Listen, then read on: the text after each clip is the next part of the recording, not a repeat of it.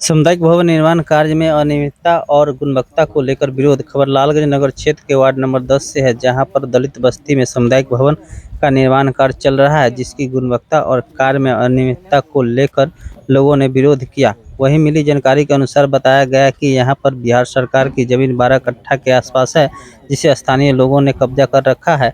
सुनिए क्या है पूरा मामला। ये यहाँ पे सामुदायिक भवन बनाया जा रहा है, ये सरकारी ज़मीन बताया जा रहा है, लेकिन यहाँ पे दिखा जा रहा है कि कुछ अतिक्रमण किया हुआ है। फिर भी यहाँ पे लोग रोक क्यों लगा रहे हैं? जैसे कि रोक लगा रहे हैं लोग कि इनको जानना है लोग को कि क्या किस आधार पर आप कितना बड़ा सामुदायिक जो भवन जो बना रहे हैं।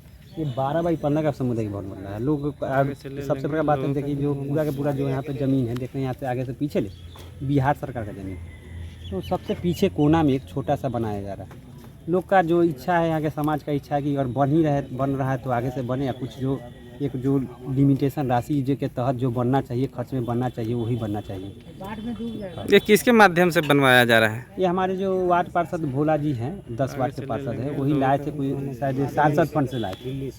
पशुपति पार्षद जी के द्वारा दिया गया था ये फंड। क्या राशि है वो भी सही से जानकारी नहीं है। योजना पत्र नहीं लगा हुआ है उस पर? कुछ नहीं लगा हुआ, सिर्फ एक काम करा रहे हैं अपना, कहिए हम जो करा रहे हैं वही सही है। नाम क्या हुआ आपका? मेरा नाम राजकुमार हुआ, वार्ड पार्षद, वार्ड नंबर 11। अभी आप लोगों का क्या मांग है यहाँ पे कि? बस ज़्यादा कुछ मांग नहीं है कि जो हम लोग चाहते हैं कि जो इस्टीमेट राशि है वही राशि के अनुसार बने, और बने तो फ्रंट पे बने कि कुछ बच्चा लोग भी कुछ कभी जो सामुदायिक भवन का जो काम वो चल सके। अब यहाँ पे पीछे देखी नहीं, गड्ढा आने जाने का रास्ता भी नहीं दिख रहा है। नहीं है, और जब बने तो आगे से बने सही। ये कितना प्लॉट है, कितने कट्ठे का है? 12.5 कट्ठा का प्लॉट। 12.5 कट्ठे का। फिर भी ये बैक में बनाया जा रहा है। किसी से सलाह लिया गया था यहाँ बनाने से पहले? किसी से लिए नहीं, जहाँ समाज के लोग ने पूछा इसके बारे, तो इन लोग को समाज को बोले अब शब्द बोला गया था, इसीलिए समाज सोचता है कि यहाँ पर कुछ जागरूक है। नहीं तो जागरूक नहीं होती समाज, हमको लगता है ऐसा नहीं बोला जाता। तो ये अतिक्रमण किन लोगों के द्वारा किया हुआ है जमीन? अतिक्रमण जैसे देख रहे हैं ना, तो ये अतिक्रमण था जैसे पहले से लोग रहते थे, लेकिन जब शेड गिरने लगा है वहाँ देखने फ्रंट से, तो इसलिए लोग विरोध कर रहे हैं कि भाई शेड आप जैसे खाली सरकार का जमीन है, बिहार सरकार प्लॉट खाली है, उसमें लोग है, कोई दिक्कत नहीं, ऐसे मरई झोपड़ी लगा, लेकिन शेड गिराना ये अपराध, इसी के कारण लोग विरोध कर रहे हैं। हम लोग ने इसका जो है मतलब विरोध करने के लिए जो हम लोग आवेदन दिए हैं, अंचलाधिकारी को दिए थे कि अपना नगर परिषद में भी ईओ साहब कार्यपालक महोदय को दिए हैं, और हम लोग इसका आवेदन एक डीएम को भी देंगे। आज या कल में वो जमा हो जाएगा। हम लोग जो लड़ रहे हैं, हम लोग बस एक ही नगर परिषद से कुछ आश्वासन मिला है इस कार्य के बारे कल में? हम लोग जैसे दिए थे यहाँ से जाए, हमें यही हमारे जो है सामाजिक कार्यकर्ता लोग हैं जो एक्टिव हुए हैं, वो लोग जाके दिए थे कार्यपालक पदाधिकारी को, तो बोले थे आज के डेट में कि यहाँ पे जहाँ कुछ भेजेंगे। यहाँ पे लोग काफ़ी सारे इकट्ठा हो रखे हैं, किस चीज़ को लेकर? एक्चुअल में यहाँ की जो वर्तमान वार्ड पार्षद भोला शंकर जी हैं, सांसद मद से एक सामुदायिक भवन का जो है योजना लाए। किसी भी योजना को करने और कराने से पहले जो है योजना पट वहाँ पे लगता है। प्राकलित राशि जो सरकार द्वारा निर्धारित राशि है वो कितना है, वो उसका एक बोर्ड लगता है, उसके बाद किसी काम को कराया जाता है। तो यहाँ जैसा कि मैंने देखा, इससे पूर्व में वार्ड नंबर 8 पुराना और अभी 4, उसमें एक चौरसिया जी के द्वारा संसद मद से ही बना था सामुदायिक भवन, तो उसमें जो है लगभग 3000 स्क्वायर वर्ग फीट में बना था। तो मेरा यही कहना है कि जब सामुदायिक भवन बना के लाए हैं तो समाज हित के लिए लाए हैं, तो समाज हित के लिए लाए हैं तो जो उसकी प्राकलित राशि है, जो सरकार द्वारा निर्धारित की गई राशि है, उस राशि के हिसाब से बनाएं। तो ये 10 बाई 15 का बनाएं। समाज के लोगों ने कहा कि भाई आप जो पीछे बना रहे हैं, तो आगे बूथ संख्या 35 और 36 है, विधानसभा का 35 और 36 है, तो आगे जब बना दीजिएगा तो वोट गिराने में भी आसानी होगी, और साथ ही साथ इस वार्ड में कोई सामुदायिक भवन भी नहीं है और ना आंगनवाड़ी केंद्र है, और दलित और महादलित की बस्ती है। इसको देखते हुए सब लोगों ने कराया हुआ कि भाई ये जो पीछे बन रहा है सामुदायिक भवन वो आगे बनना चाहिए।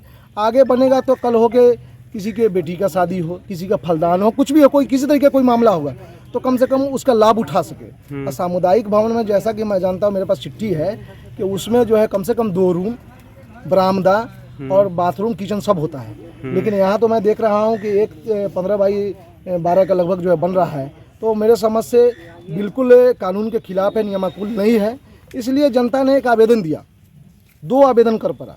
एक आवेदन अंचलाधिकारी को मिला और एक आवेदन मिला कार्यपालक पदाधिकारी नगर परिषद लालगंज को कि भाई ये किस तरीके का जो है ये जो सरकारी ज़मीन है इस पर दिन प्रतिदिन लोग जो है बसते जा रहे हैं, कब्जा जमाते जा रहे हैं, आखिर क्या कारण है।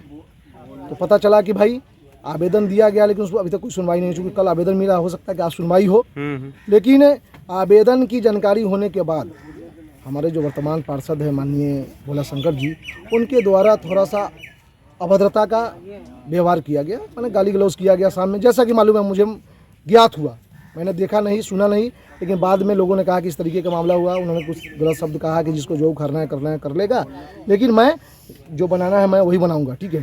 तो मेरा कहने का मतलब है कि आप प्रतिनिधि बने हैं, जनता के रक्षक बने हैं, और जनता का रक्षक ही जब भक्षक बन जाएगा और आपके कार्यकाल में और आपके परिवार के द्वारा नगर परिषद की ज़मीन को कब्जा किया जाएगा अवैध रूप से, वो भी वर्चस्व की भावना से, तो ये बात तो कहीं शोभनीय नहीं है।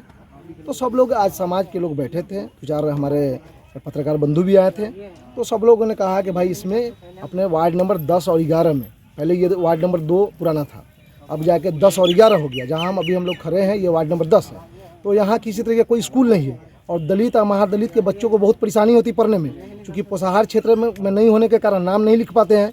बीओ के पास जाओ, डीओ के पास जाओ, बहुत सारी समस्याओं का सामना करना पड़ता है। अब दलित और महादलित बस्ती बता रहे हैं, जो अभी पार्षद है, वार्ड पार्षद वर्तमान, वो भी तो दलित है। बिल्कुल। तो दलित होने के बाद भी दलित के विकास क्यों नहीं करना चाहते? विकास इसलिए नहीं कर रहा, देखिए बहुत सारे लोग अपना विकास सोचते हैं, दलित और दलित जात के नाम पर जीत जाते हैं लोग, लेकिन अपना विकास केवल सोचते हैं लोग, दलितों का विकास नहीं। इतना ही अगर शुभचिंतक है अपने जात का, अपने दलित और महादलित का, तो जो लोग भूमिहीन है, कम से कम 10 परिवार ऐसे हमारे वार्ड नंबर 10 और 11 में भूमिहीन है, उनको इसमें बसा दिया जाए। लेकिन जिस लोग के पास सरकार द्वारा आवास योजना पास है, उनको पास है, उनके माने जो है उनके पिताजी के नाम से पास है, उनके तमाम चचाओं के नाम से पास है, तो वैसे लोग इसमें बसे हुए हैं। कुछ और लोग भी बसे हुए हैं, ठीक है, एक आध दो भूमिहीन भी है, समझे ना। तो भूमिहीन के लिए तो स्वागत है कि इस जमीन में रहने का उनका अधिकार है, भूमिहीन के लिए तो चलिए सही है, जिनके पास लेकिन भूमि जो है लोग के पास भूमि है, और खुद आप पार्षद हैं, मैं भी 5 साल पार्षद रहा, 17 से 22 वाला 17 में मैं पार्षद था, मैंने कोई ऐसा काम कोशिश नहीं किया करने का कि जिससे जनता को खराब लगे, ठीक है, क्योंकि मैं किसी का भाई प्रतिनिधि बना हूँ, हमारे अधीन में अगर कोई मेरे कार्यकाल में कोई काम होता है तो उसकी जिम्मेवारी मेरी, और मेरी जब मेरे रीजन में शेड वगैरह नहीं लगा था, ठीक है, लेकिन जब वो पार्षद बने तो शेड वगैरह लगा, तो मैंने एक दिन ऑब्जेक्शन डाला था कि भोला जी ये जो कर रहे हैं अच्छा चीज़ नहीं है, यहाँ आंगनबाड़ी केंद्र खोलने का हम लोग सोच रहे हैं, समझे ना। तो उन्होंने थोड़ा सा गुस्सा के बोला, ठीक है, मैंने कहा भाई आपको जो लग रहा है सोच समझ कीजिए, लेकिन जनता सुबह का भूला हुआ शाम में वापस आ जाता है, उसको भूला हुआ नहीं करते। जनता जाग गया है, और आज के डेट में कोई छोटा और कोई बड़ा नहीं, कोई गरीब और कोई अमीर नहीं, सब अपने अपने बलवान है, सब अपने अपने ताकतवर है, ठीक है। आज सब लोग जाग चुके हैं, और मैं तमाम जनता को धन्यवाद देना चाहता हूँ, धन्यवाद के पात्र हैं कि जनता जगी है और चाहेगी कि इसमें जल्द से जल्द एक स्कूल का व्यवस्था हो, और ताकि यहाँ के सभी लोग शिक्षित बने, और जब हमारा समाज शिक्षित बनेगा तो देश आगे बढ़ेगा। और इसी तरह से अगर समाज जागरूक रहेंगे तो भ्रष्टाचार पे भी लगाम लगेगा। बिल्कुल बिल्कुल लगेगा, और हम तो कहते हैं कि आप काम कीजिए ना, आप पीछे काम कर रहे हैं, लोगों ने काम करने के लिए चुना है उनको, हाँ, ना काम कीजिए, लेकिन काम कीजिए तो जनता के हित का काम आप करने चले हैं, तो प्राकलित राशि को यहाँ पे जो बोर्ड लगवा दीजिए कितना की राशि है, चलिए कोई दिक्कत नहीं है। उसके बाद जनता का मन है कि भाई नहीं आगे नहीं, पीछे नहीं, आगे बढ़नी चाहिए, तो आगे बढ़ने चाहिए। जो आगे बन जाएगी तो उसमें कई फायदे हैं। पहला फायदा हुआ कि जो 35 और 36 नंबर बूथ है, जो हमारे प्रिजाइडिंग अफसर आते हैं, वोट गिरवाने वाले जो लोग आते हैं, ईवीएम मशीन आता है, उसको कितनी परेशानी का सामना करना, बरसात हो जाता है, चाहे किस तरीके आंधी तूफान आ जाता है, परेशानियों का सामना कर। जो यहाँ दलित महादलित के बस्ती है, ठीक है, उनके बाल बच्चे की शादी होती है, मान लीजिए किसी के पोता की शादी, किसी के पोती की शादी, किसी के भतीजी की शादी, किसी के बेटी की शादी, जब सामुदायिक भवन लाए हैं तो मैं वेलकम करता हूँ, स्वागत करता हूँ कि अच्छा काम कर रहे हैं, मैं इसके लिए आपको धन्यवाद देना चाहता हूँ, और धन्यवाद के पात्र हैं।